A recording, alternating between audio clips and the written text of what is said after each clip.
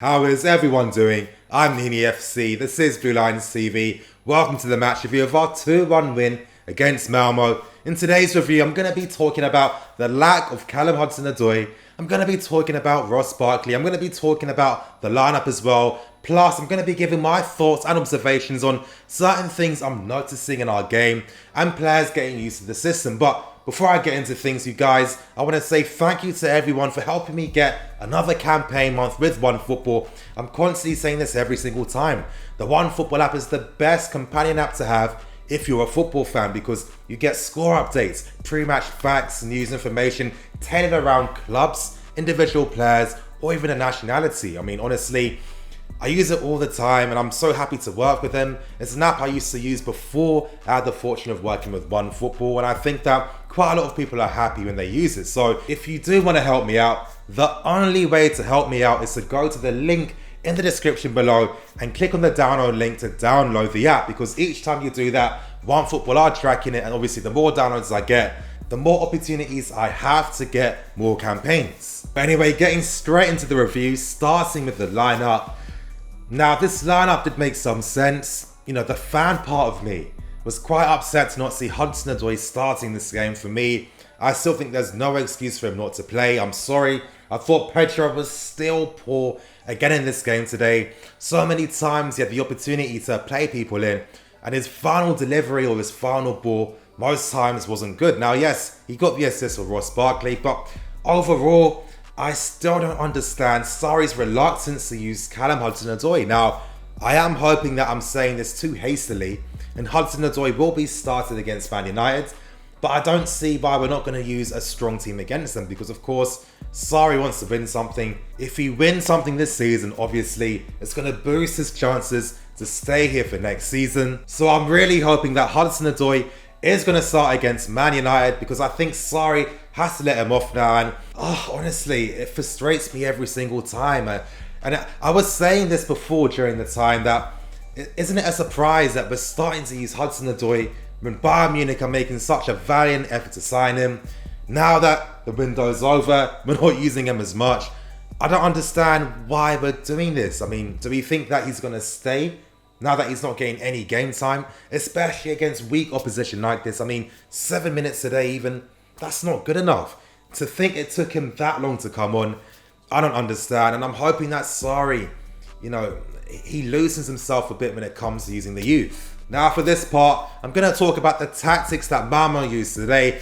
I have to say, you know, credit to Malmo. I think that they tried their best to win this game, and that's what you want to see. You know, a lot of times we see teams very comfortable just to sit back and defend and really hope that they get something out of it. But Malmo had a game plan. I think at times it was working. And if you guys watched my match preview, you would have heard me compare them to Bournemouth, because their manager said that they would be using a very similar approach. And that's exactly what we saw today. You know, off the ball, you know, they defended in a 3-5-2. When they attacked, that changed into a 4-4-2. They were very selective when it came to pressing. They didn't press us high. I mean, of course, later on in the game they did, as they're trying to get back into it. But as the game was starting, their main game plan wasn't to press us high. It was to wait for us to, you know, get into their half, and they'd only press aggressively once the players saw that they had that numerical advantage. So for example, let's say we've got 3 players on the left-hand side and Malmo end up having 5. That's when they decide to press. And of course, when it came to Malmo's game plan to attack us, it was to play direct balls out wide. And as I said in the preview, they're doing that in hopes to stretch our defensive line, because we've seen that once you do that, we know that guys like Rudiger and Luiz aren't the best when it comes to 50-50 one-on-one tackles. And to be fair, their game plan was quite effective. You know, a lot of times they stopped us from playing our football. I think that, to be honest, we really started to look entertaining once they were 2-0 down, because that forced them to have to attack. And of course, if they're attacking, that's only going to leave space in behind for players like Ross to do their thing. Now, I'm going to touch upon Ross Barkley very soon, so just bear with me. But as I was saying, Malmo's game plan was coming off. I mean, when they scored that goal at the end, that came from a direct ball out wide, which obviously forced Christensen to have to deal with the situation. Now, when it came to that situation, Christensen should have done better.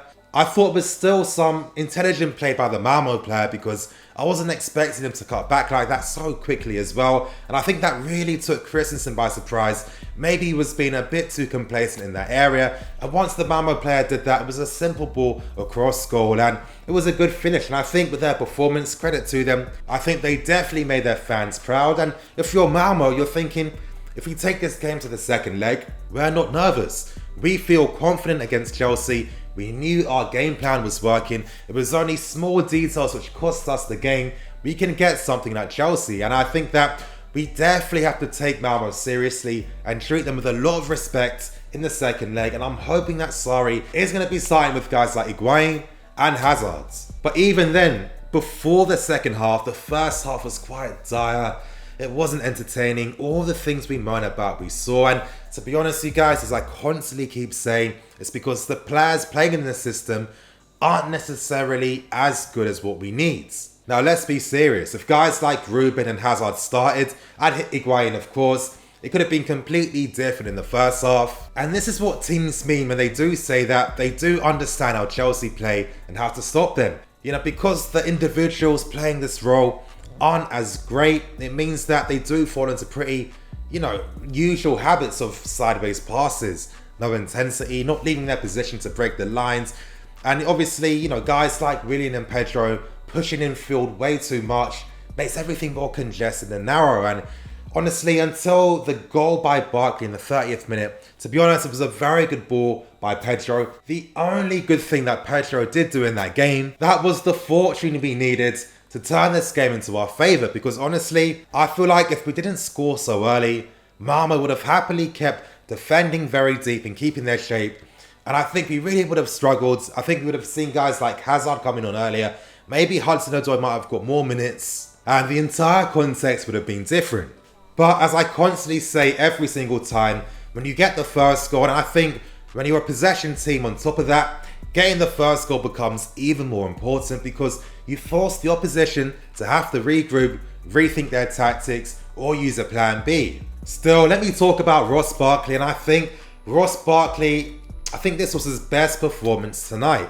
Now, yeah, there were moments, especially near the end, where he was doing his normal stuff of sloppily losing possession and not being press resistant. But, I think that Malmo posed him a decent test. At times, they were very compact and defensive. But I thought that Ross was still trying to be positive. He was attempting to do things, which is good to see. And I think that obviously, once we had that goal and the second goal on top of that, there was more space in the game. And this is what Ross Barkley loves. He loves to play in space. I think that maybe his spatial awareness isn't as great. And you guys, I'm not a football scout, so I can't tell you the exact reason why he struggles so much when he's playing against pressing teams. But he was trying to be effective. And you guys, I'm objective. Even with the players I critique really harshly, I don't have anything against any of them. If you play well, if you do positive things, if I see that you're trying to do positive things, I'm happily going to comment on that. Barkley was driving the ball at times, and that's something you rarely see him do. He was trying to play more forward passes. I thought his close control in that area was quite good as well. Now, I'm not saying that he was 8 out of 10. If I had to score him, I'd probably say he was a 7. But again, it's not the first time that Barkley's deceived us by really fooling us into thinking that he's reaching form.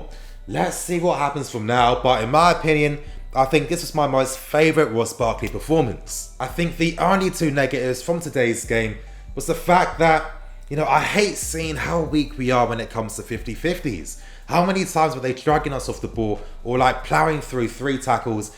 It's not good enough, and that lack of intensity and winning the ball back, it's not good enough. And I think that there's no excuse in that sense. If you're going to get hit, you have to accept it. I'm sorry. I saw Pep Guardiola with Barcelona. Their players are way smaller than ours, way weaker, but they still press with tons and tons of aggressiveness. And when you use a pressing tactic, you have to be aggressive. You have to be intense when you win the ball. It's not good when, 3 of your players aren't winning the ball back. It makes it easy for teams to cut straight through you. And for me, and I think for SARRI as well, that's his major concern. How ineffective our pressing can be. And of course, the other annoying thing was conceding that goal at the end. I think it was just complacency, if I'm being serious. But I think that we're still in a very good position because Malmo have to attack us in the second leg. We're at home, obviously we're more comfortable there. and we get more points at home as well. So I'm confident for the second leg. But you guys, that's going to bring an end to today's match review. Please like, comment and subscribe. As I said in the link in the description below, click on that to download the OneFootball app. It's the only way to help me out. And also, I forgot to say this earlier, but if I get more than 250 likes in the first hour, I'm going to release a new daily video after this match review. I'm Nini FC, this is Blue Lions TV, signing out.